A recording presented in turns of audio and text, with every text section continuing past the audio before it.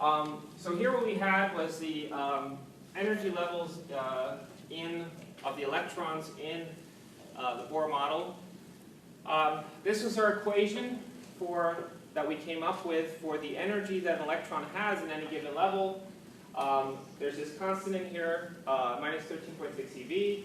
There's the z squared. Z is the number of protons in the nucleus. So just for simplicity, I'm going to work with hydrogen because the discussions that we're having here are not particular to, z is not important, so I might as well just set it to 1.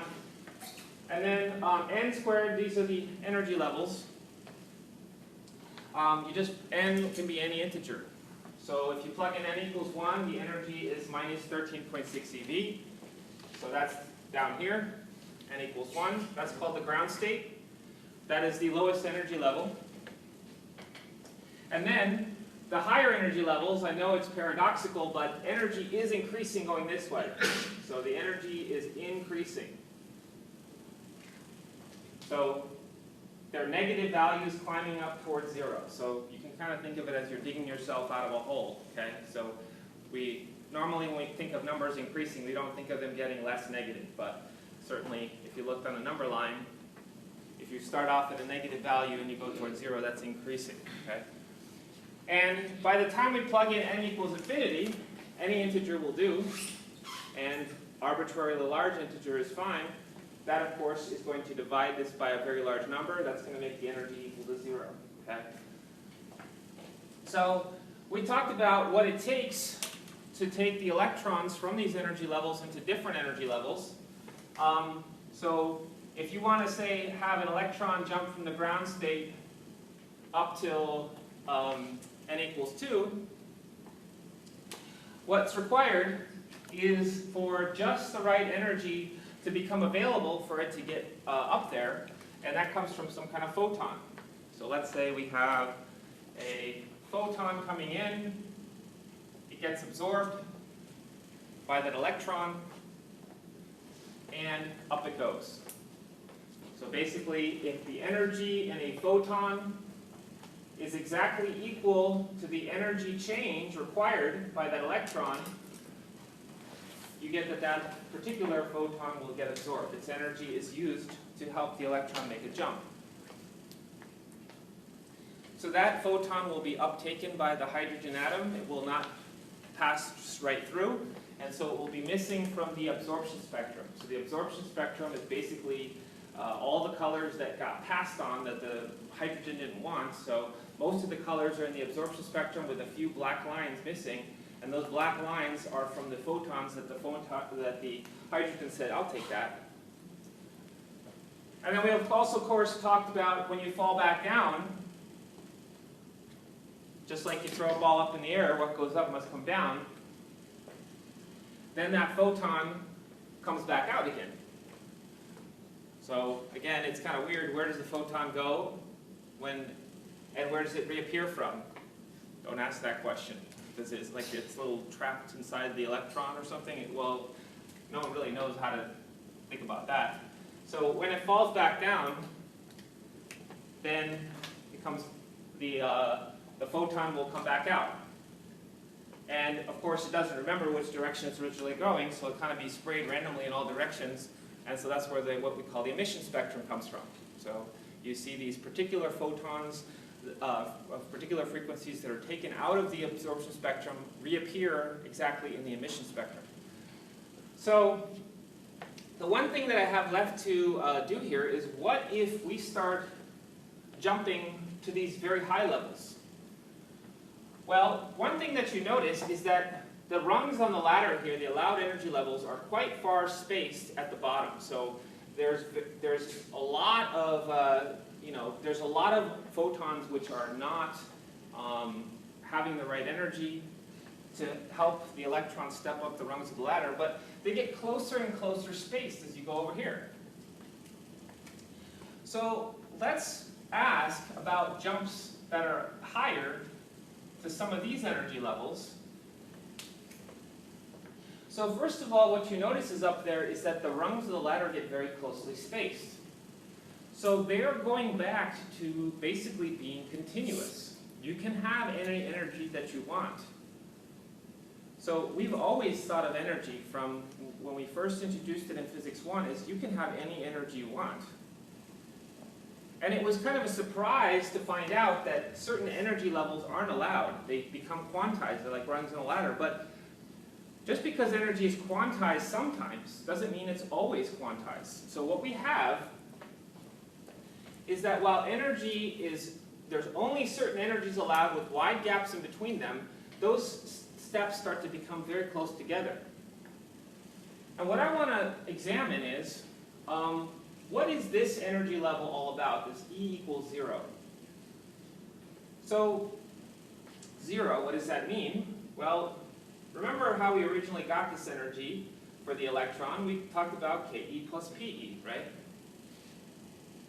It was parts electric potential energy and kinetic energy, 1/2 mv squared plus, and then this came out to be, I think, what was it?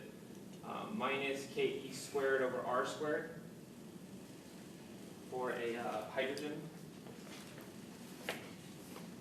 That's just using K Q1 Q2 over r. So what does it mean when it's 0? Okay. So we can very quickly figure out what does 0 mean. 0, if that's going to be 0, well, we said that the potential energy term was always negative, right? Because it has a negative sign in the front. The only way that that can be 0 is if you go to infinity distance. Oh, this didn't have a square in it. Whoops. This is potential energy, not force. So it's R. Good thing I caught that. Okay. So if you go to R equals infinity, then the potential energy goes to 0.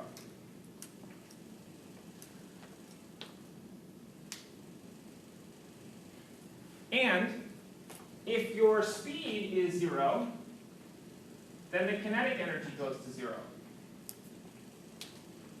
So that's how the energy overall can be 0, is if you get really far away with no kinetic energy. Okay? Now, if you've gotten really far away, you're no longer a part of this atom, right? If you get an electron to go really far away from a proton in the hydrogen or whatever nucleus, you can't really say it's an atom anymore, right? You've basically been able to successfully take them apart, okay? So this means we have done something called, we have ionized the atom. The electron has escaped completely.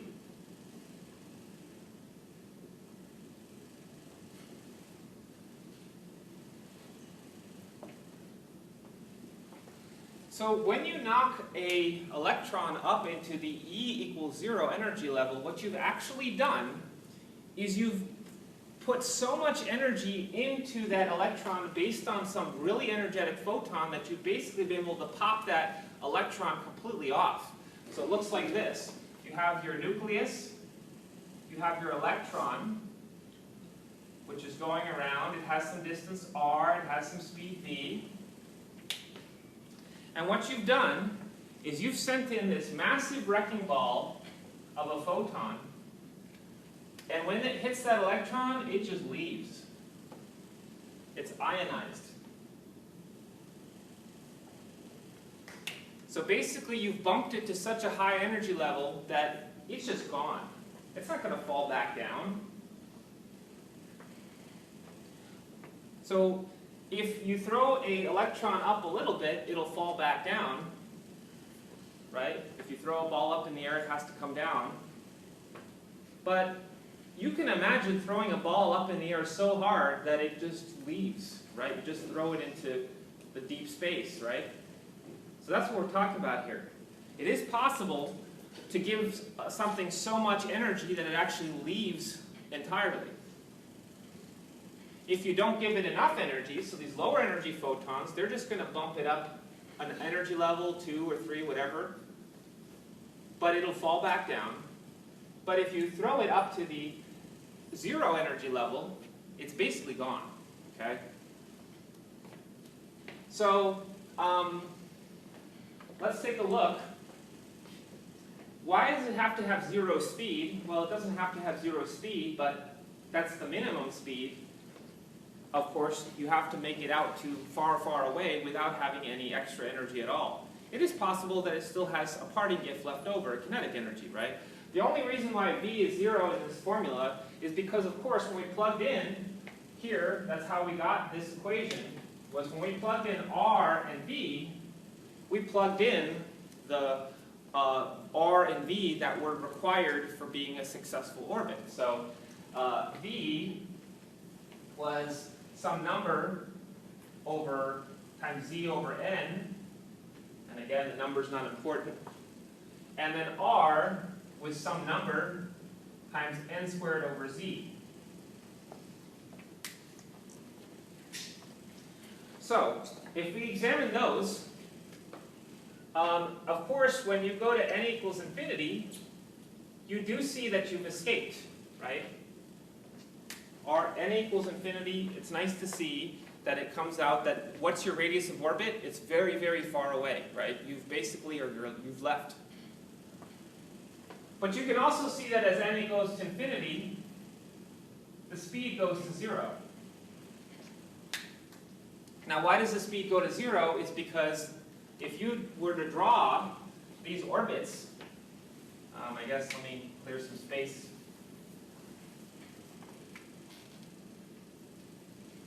So if the electron is orbiting here, it's really close, and so it has to go really fast to not get pulled in. But if it's in a higher R state, we said that in successful orbit, you can slow down. You can take it easy. You're not in as close proximity to the nucleus, so you can slow down and still not get pulled in. And so this is basically just saying that in successful orbit, the further away you are, the slower you're allowed to go and still orbit successfully. But here, we're really not orbiting anymore at all, right? So if you've literally made it go far, far, far away, well, you can have any speed you want. Because now you're not constrained by having a V to successfully orbit because you're not orbiting anymore at all, okay? So this is really the minimum speed. So you don't have anything left over after you've escaped. So nothing, no KE left over. You've traded it all to the potential energy for getting out of there, okay?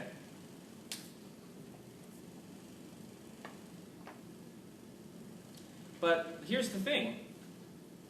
What if a photon came in and had even more energy than that? Well, what it would mean is that some of it would go into potential energy to get you up to the 0, right? Remember, that's the highest value you can have, and then the rest you just get to keep as kinetic energy, okay? So it is possible to be over on this side, where the energy made out of KE plus PE, this has gone to 0 already because you've escaped, but then you just simply have some kinetic energy left over.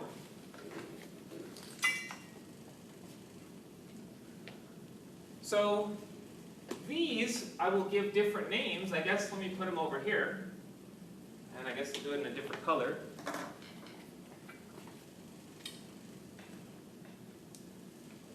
So these are called the free states, and these are called the bound states. So the electron, if it's in a bound state, it belongs to the nucleus, right? It's in orbit. The energies here are negative. If you look at the total energy, they'll be negative. It's right there in the equation, right? They're always negative. Negative means you're in the hole. It means you're owned by, that electron is owned by the nucleus. How does that come out to be again? Well, if it's a combination of kinetic energy and potential energy, you have to move so you don't fall in, but you also have negative potential energy. And it turns out that the negative dominates of the potential energy. That's how the overall energy comes out to be negative. So if you are in those ranges, you are going to be somewhat part of the atom. The electron is part of the atom.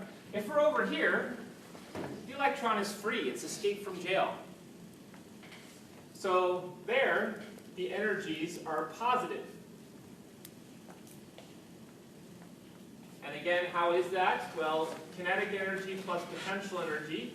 The potential energy is zero because you've already escaped. You're infinitely far away. You've climbed up to the infinite distance.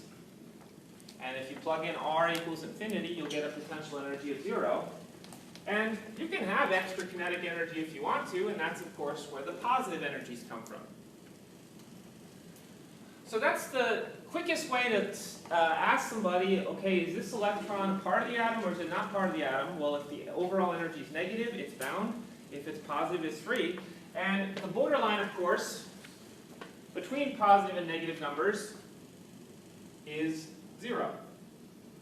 And that's what we were just talking about. You've been able to leave, but you have no parting gift, right? You've been able to leave, but you have no excess kinetic energy. You're basically able to leave, but have no actual motion once you do. You just kind of go out there, and then that's it. You just stay there.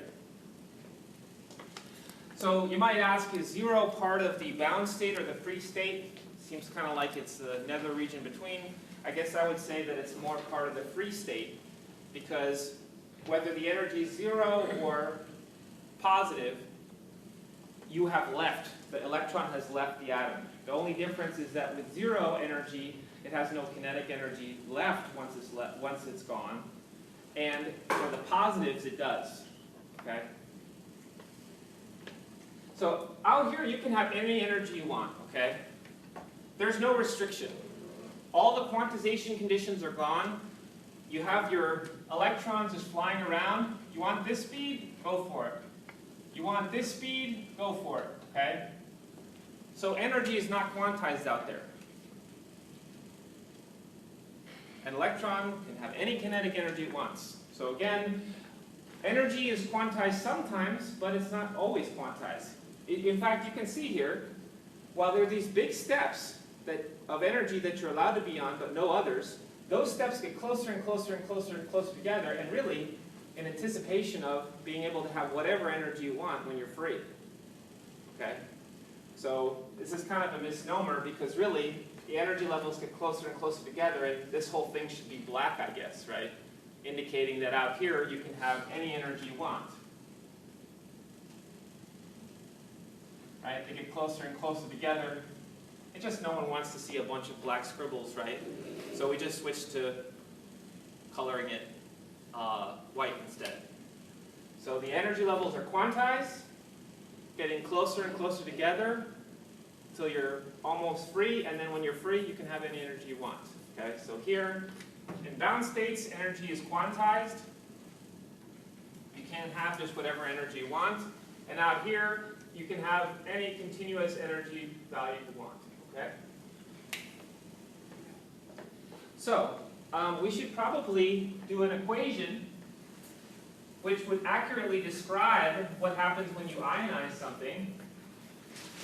We kind of can use this as a jumping off point, but the problem, of course, is that our formula was developed by putting in the V and R that you had to have when you were bound, and now you don't have to have any particular thing. Okay? Now the energy of the electron is just kinetic energy, which is 1/2 mg squared. And if you want to get the electron there, of course, from a bound state, what you're going to have to do first is pay the toll to leave, right? So first, if you want to get this electron up here, you're going to have to pay the toll to leave, and then whatever is left over, you can keep, right? So what we might say is that the energy that you got from the photon minus the cost to leave is your kinetic energy that you get to have left over. Is this starting to look familiar, maybe? Photoelectric effect? Yeah. Now, we, of course, quantified this before as something called the work function. So that's basically the energy toll you have to pay to climb out of the bound states up to escaping. So the photon gives you energy, you pay the cost to leave, and the rest you can keep as a party gift, right? Let me ask you this. If we had an electron in the ground state in hydrogen, what's the work function? What's the cost to climb up from here to here? How much energy? 13.6 eV.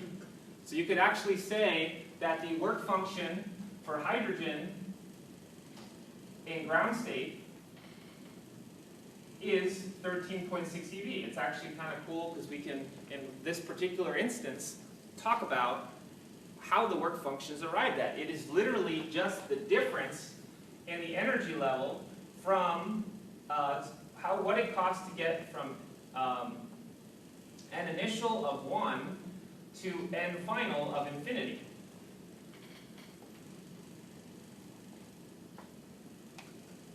That is the work function. Now, for other atoms, it may be more challenging to find these energy levels, but the principle is the same. All atoms are going to have these discrete energy levels, and those work functions that you read off from that table basically are indicative of what is the highest energy level that you're usually liable to find electrons at, and how much does it cost to go from that energy level up to escaping. Okay? So that is where work functions come from. Work functions come from the amount of energy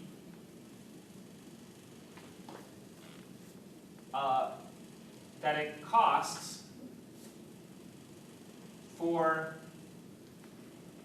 the highest energy electrons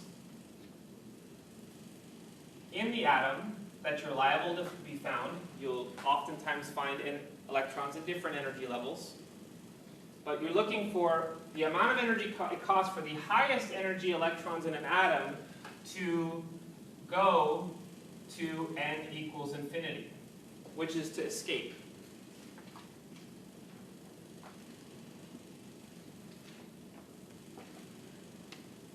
So if you look up in the table, and you see that the work function for, I don't know, I guess I can pull out a value. So on the equation sheet, it tells me that, say for copper, it tells me that copper has a work function of 4.7 eV, okay? Why is it 4.7 eV? It's because copper has a bunch of energy levels. Again, copper is not a single electron atom, so it's more complicated to figure out what the energy levels are. But there's a series of quantized energy levels. There's electrons that variously located in all of them. So you look in the copper, there's the highest energy electrons. In order for them to go from where they are to being ionized, costs about 4.7 eV. So that's why you have to send in photons that have that much energy at least before you start seeing these electrons emerging from your block of copper, right? And you start to see what we call the photoelectric effect, which is that if you shine light with a high enough frequency, so the photons have enough energy, they can start to liberate electrons from the atom. In the photoelectric effect, where the work function came from was just kind of a mystery. The only way that I motivated it was like, okay, the electrons aren't going to leak off by themselves, they need a little push, otherwise the whole atom would not be able to stay together. But now we can kind of understand where these work functions emerge from. They're basically just the cost it takes for an electron, the highest energy electrons in that atom, to be ionized. And when they're ionized, they can start to leak off. And at that point, they're called photoelectrons. Are there any questions on this? So again, for example, in hydrogen, if we have a hydrogen in ground state, it costs 13.6 eV to leave. So let's say we sent in, let me do something. Let's say we sent in a photon that had a 23.6 eV energy. Is it going to ionize the electron? For sure, right? because that's more than enough energy to knock an electron off. And how much is this parting gift? I can subtract those 10 eV. So if you take photons which have energy of 23.6 eV and you shine it at hydrogen in ground state, then that hydrogen will start leaking electrons all over the place, and they will have 10 eV worth of kinetic energy as a parting gift. It will not only be enough to ionize with 0 speed, they will have kinetic energy left over. Question? So when you have let's say a copper atom, you're ejecting these When you have a, sorry, what? like a copper atom, Yeah. and you're ejecting these electrons, you're creating ions. Yes. Is that what's happening? And then do they just keep on ejecting and then changing the charge of the atom, or? Yeah, you can, eventually you'll basically disintegrate the whole thing, right? Because what you'll have is a bunch of electrons will have come off. You have a bunch of copper atoms, which the nuclei themselves don't want to hang out with each other, right? And that's what happens, for instance, when you leave something out in the sun too long. You have these UV photons coming in. They're enough to ionize electrons off, and you see that the color starts fading, it starts falling apart, it starts disintegrating over time, right? It's not immediately, but eventually it'll just fall apart, right? This is the same thing that happens in your body when you talk about free radicals, right? So when you start, you do not want to be out in the sun all day without sunblock, because you'll have UV coming in.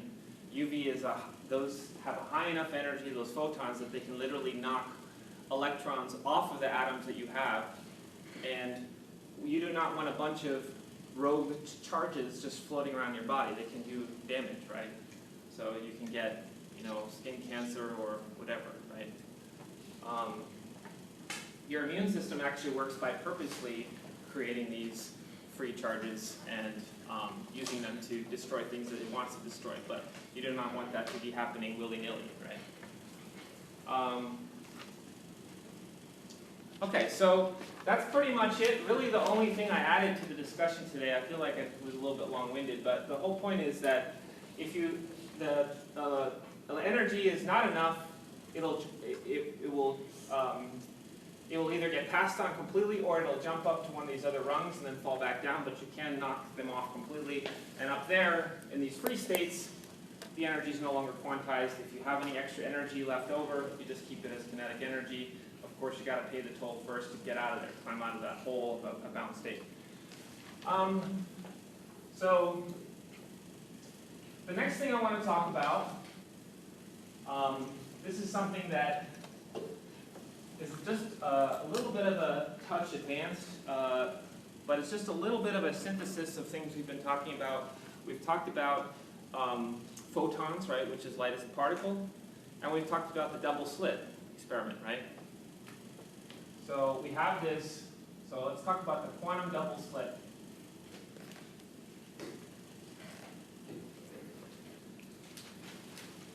So you guys did your lab on this.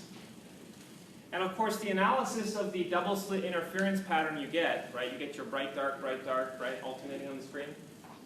We did that entirely in terms of waves, right? So we think of light as a wave.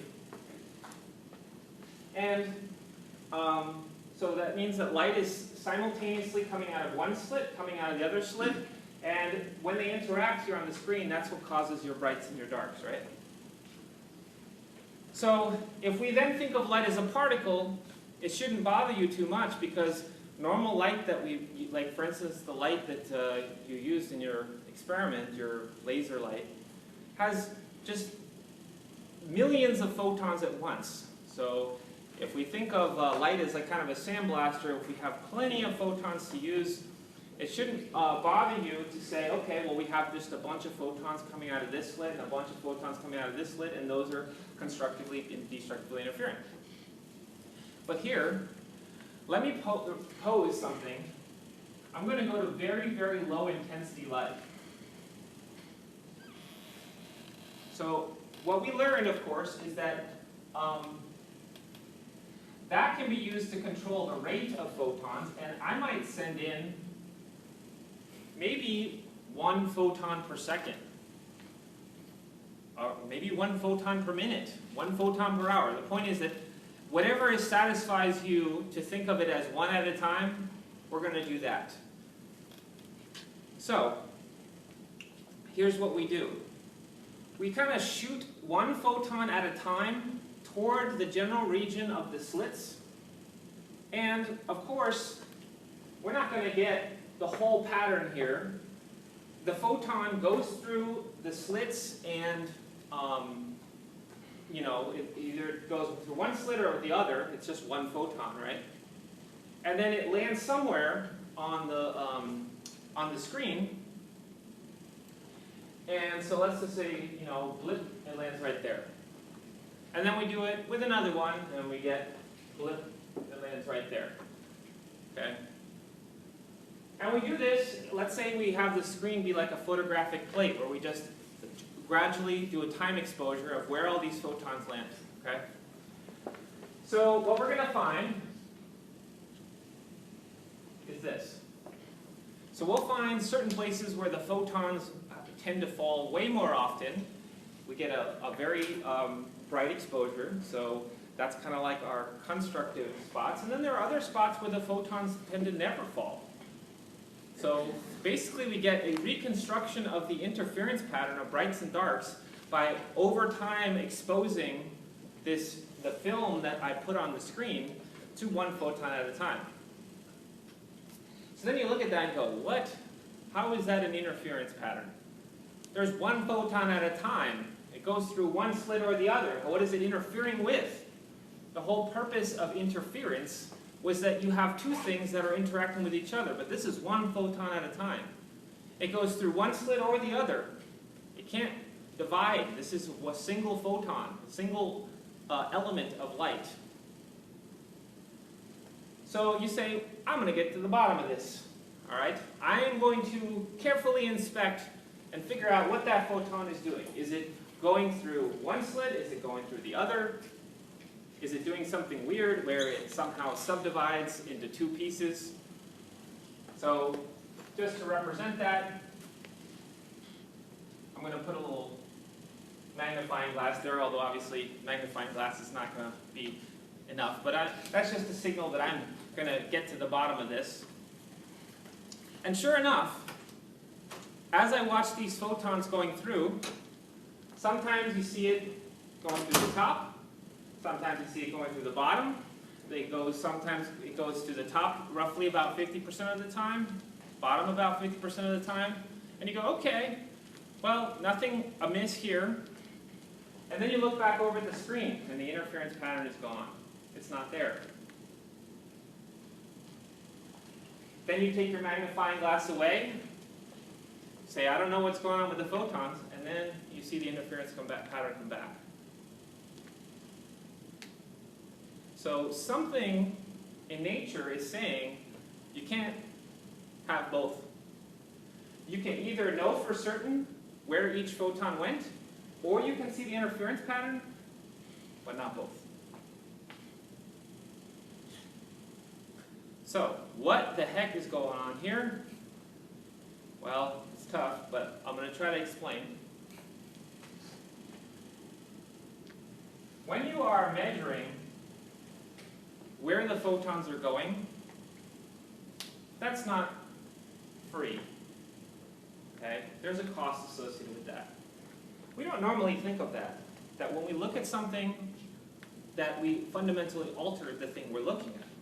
And the reason, of course, is because when we see things, and light's bouncing off them, that is not particularly affecting that. If you're talking even like a microscope or something like that, how do you see something through a microscope? You bounce light off it.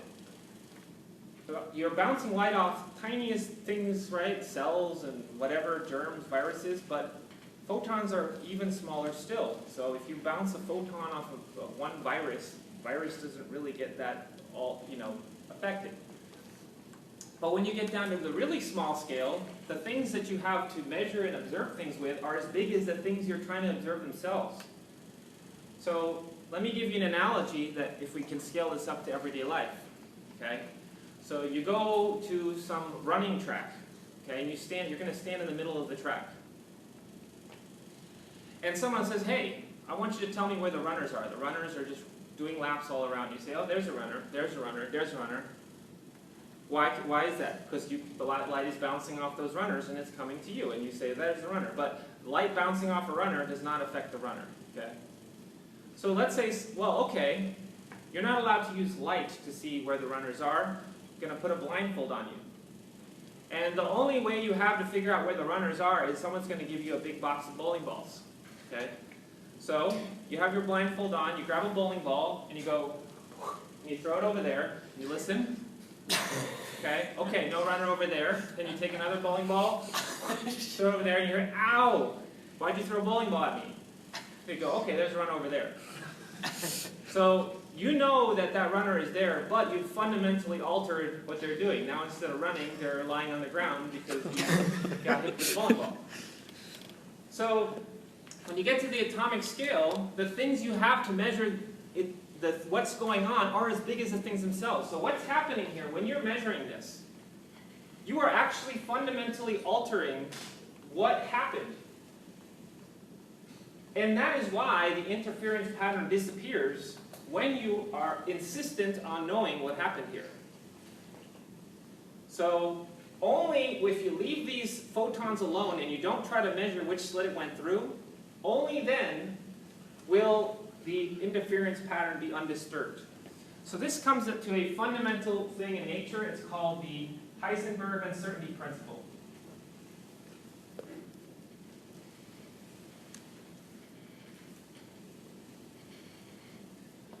So this places a fundamental limit on measurement. This idea that you can't know everything. There's always gives and takes.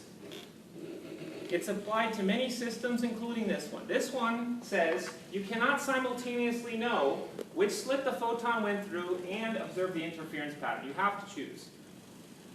It turns out that there are complementary things that if you know more about one, you know less about the other. One example, for instance, is position and velocity. If the more you know about position, the less you know about velocity. That was an apt example for that running track example where you're throwing bowling balls, right? So the more you know about where the runner was on the track, the less you know about their velocity because you just destroyed their velocity, right?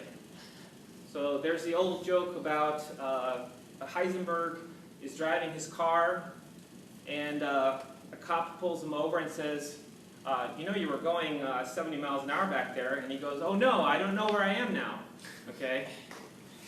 If you know Heisenberg uncertainty principle, that's a funny joke, okay?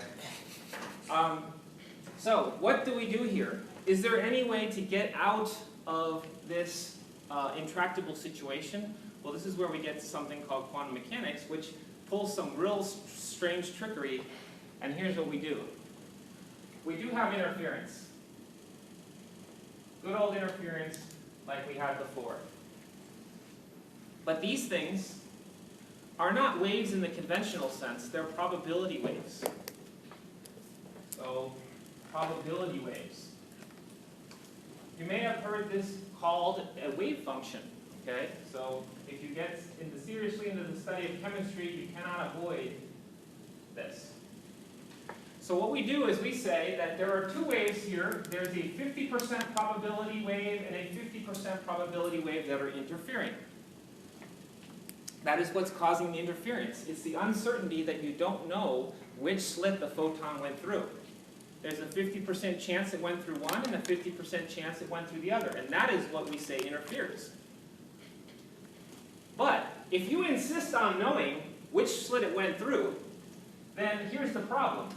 If you see it go through this slit, you know 100% it went through that one and it didn't go through the other. So you destroy the two waves that could have been interfering. So the uncertainty of knowing is what allows the interference to happen. And if you are certain 100% that the photon went through one slit and not the other, there's nothing to interfere anymore, and that interference pattern disappears.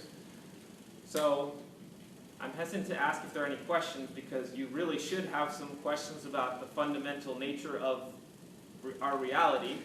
But I probably don't know the answer because no one knows the answer. But with that in mind, does anyone have any questions?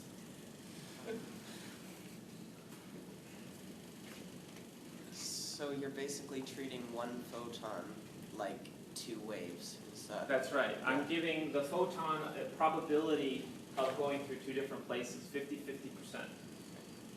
And as much as this sounds insane, this has been borne out by experiment. And that's the thing that really bothers people, is that quantum mechanics has passed all of these experimental tests. So as the premise behind it is absurd, and yet the experimental results that it gets are ironclad. It can be verified over and over and over and over again. So we have this thing where science has in some sense accomplished this goal. If you're going to predict the outcome of experiments, right? Quantum mechanics is used in all sorts of devices. You're carrying a smartphone on you, which requires quantum mechanics to work, okay? But it really bothers people that you cannot get your head around what the heck is really going on. And there's lots of debate about how to interpret this, the meaning of what the heck is going on, but you know, the idea is that if the goal of science is to make stuff work, quantum mechanics works, okay? So, for me personally, it doesn't bother me that much because I'm basically willing to say all of my formative experience is out here in the big world, the macroscopic world. Why would I have any intuition about what the heck is going on on the subatomic level where I have never really developed any intuition or experience? So at some point you have to just let it go and say, okay, I'm dumb, I don't get why this makes sense, but I'm a human being and I don't live in that world. Okay, I don't live in the subatomic world. Okay? Are there any questions on that? Okay. Yeah. Just can you give kind of a preview on what kind of things you can use this for? I know that might be a little bit. Anything. Well, first of all, all of the orbitals for any element are determined by this. Okay, so you can use wave functions to say what is the shape of the s orbital, the p orbital, the whatever, right? And that in turn gives rise to how all the elements chemically react with each other. So you could really say this explains everything, right? Everything in physics and chemistry is built on this, right? It's just very, very high-level applications of this. So for instance, in chemistry, you don't calculate the shape of the orbitals. You just say, quantum mechanics says this is what they look like, and you go with it.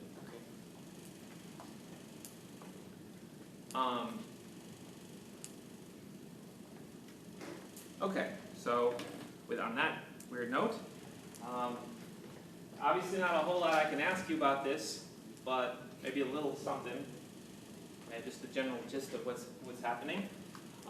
It's not on the homework because I don't think there's any way I can make that a numerical question, but there's some concepts there.